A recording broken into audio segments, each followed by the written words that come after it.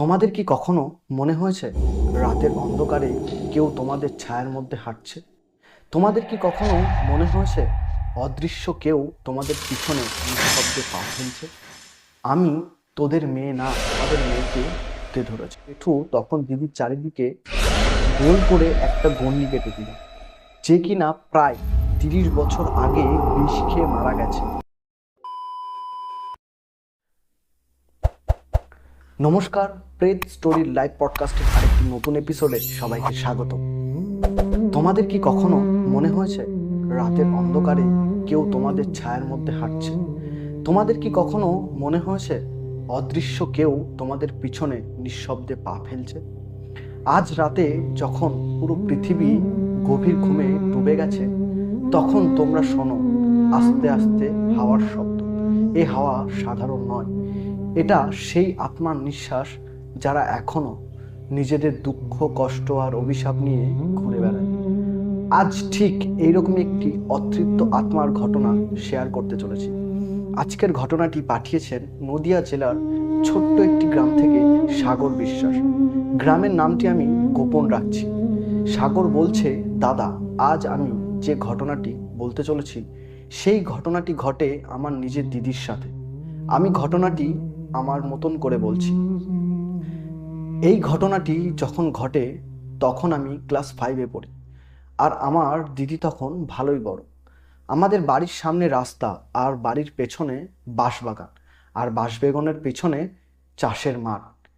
যে সময়কার ঘটনা আমি বলছি, তখন আমাদের 4টে ছাগল পুষত।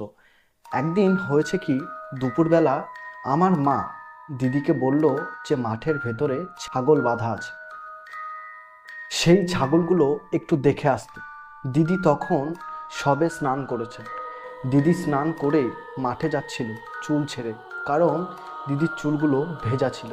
আর দিদি যখন মাঠে যাচ্ছিল তখন হাতে করে দুটো ভাজা পিঠে খেতে খেতে যাচ্ছিল। কিছুক্ষণ পর দিদি চলে আসে। দিদি এসে কারোর সাথে কথা না বলে সোজা ঘরে চলে যায়। আমার মা তখন ব্যাপারটা লক্ষ্য করে যে দিদি মাঠ থেকে এসে মাথা নিচু করে কারোর সাথে কথা না বলে ঘরে কেন চলে গেল। মা তখন ঘরে গিয়ে দেখে যে দিদি খাটের উপরে বসে কান্না করছে। কান্নাটা খুব আস্তে আস্তে করছে। এই ঘটনাগুলো যখন হচ্ছে তখন দুপুর 3টে বাজে। এদিকে দিদি কিন্তু ননস্টপ কান্না করেই যাচ্ছে।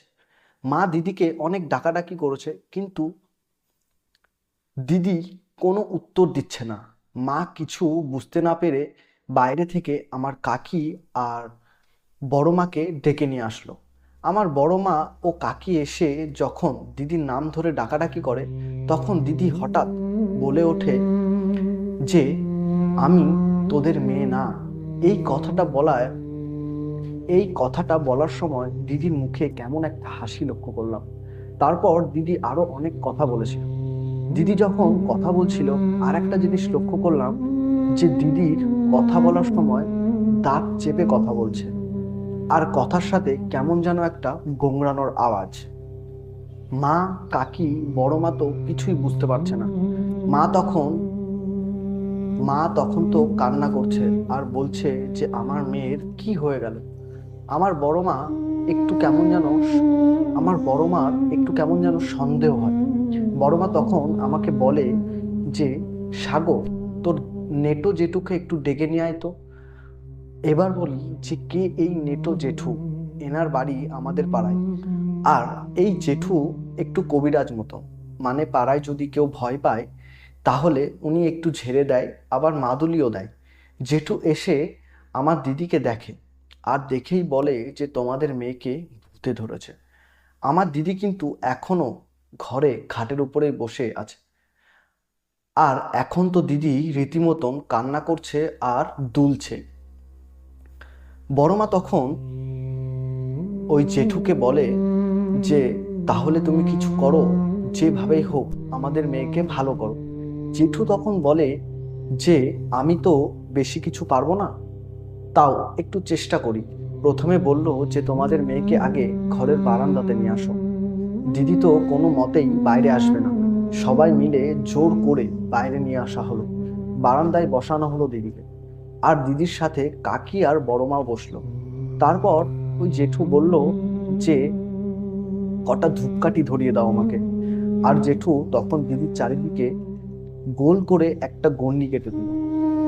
তারপর জেঠু ধূপকাঠি জ্বালিয়ে যেই দিদির সামনে গেল, তখন দিদি নাককে বলে উঠল যে আমার থেকে দূরে নিয়ে যাও তা। তখন জেঠু বলে আগে বল তুই কে। দিদি তখনও চুপ। আবার ধূপকাঠিটা যেই আর একটু কাছে নিয়ে গেল, তখন দিদি বলে যে আমি বলছি আমি কে, আগে ওটা দূরে রাখ। তারপর জেঠু ধূপকাঠিটা দূরে রেখে বলে বল তুই কে। তখন দিদি এমন একজনের নাম বলে যে নামটা শুনে সবাই অবাক। দিদি বলে আমার নাম কোলে। এবার বলি কে এই কোলে, এবার বলি কে এই কোলে। আমাদের দুটো বাড়ি আগে একটা কাকার বাড়ি। ওই কাকার একটা বোন ছিল, যে কিনা প্রায় 30 বছর আগে বিষ খেয়ে মারা গেছে। এই কোলে যখন বিষ খেয়ে মারা যায়, তখন আমার দিদি জন্মই নেয়নি। এমনকি আমার দিদি তো কোনোদিনও এই নামটা শোনেওনি। তাহলে কিভাবে সম্ভব? 30 বছর আগেকার অতীত আমার দিদি কিভাবে বলছে? আমার দিদি 30 বছর আগেকার সব কথা গড়গড় করে বলে দিল। আরও অনেক কথা বলেছিল দিদি, যে কথাগুলো আগেকার মানুষ ছাড়া কেউ জানেই না। তাহলে কিভাবে সম্ভব? তারপর ওই কোলে বলে যে অনেক দিন ধরেই নাকি দিদিকে ধরার চেষ্টা করছিল, কিন্তু সুযোগ পাচ্ছিল না। কিন্তু আজ সুযোগ পেয়েছে, আর ধরেছে। তারপর আরও বলে আমার অনেক বয়স হয়ে গেছে, আমি আর গাছে গাছে ঘুরে বেড়াতে পারছি না, আমাকে মুক্তি দাও। তারপর অনেক কথা শোনার পর ওই জেঠু মন্ত্র পড়ে দিদিকে ঠিক করে দেয়। জেঠু একটা জল পড়ে যেই দিদির গায়ে ছিটে মারে, আর সাথে সাথেই দিদি অজ্ঞান হয়ে পড়ে যায়। তারপর দিদি জ্ঞান ফিরলে বলে যে আমার গায়ে খুব ব্যথা, মনে হচ্ছে কেউ আমাকে খুব মেরেছে, আর বলছে আমার কিছু মনে পড়ছে না। আর কোলে বলে যে অতৃপ্ত আত্মা, তার বাড়ির লোক তাকে কাশি গয়াতে গিয়ে পিণ্ডি দিয়ে আসে, আর তার আত্মার মৃত্যু হয়ে যায়। দিদির এখন আর কোনো সমস্যা নেই। তবে আমার একটা প্রশ্ন আছে, 30 বছর আগেকার অতীত কিভাবে 14 বছর বয়সের একটা মেয়ে জানলো, যার কিনা নাম পর্যন্ত কেউ জানতো না? এই ছিল আজকের ঘটনা। তোমরা সবাই কমেন্ট করে জানিও যে তোমাদের কেমন লাগলো ঘটনাটি। আর এটা একদম একটা রিয়েল ঘটনা, যে সাগর বলে যে ভাইটা আমাকে পাঠিয়েছে, তো তার দিদির সাথে ঘটনাটা ঘটেছিল। দেখা হচ্ছে নতুন কোনো ভৌতিক ঘটনা নিয়ে। ততদিন ভালো থেকো, সুস্থ থেকো, আর সতর্ক থেকো। টাটা।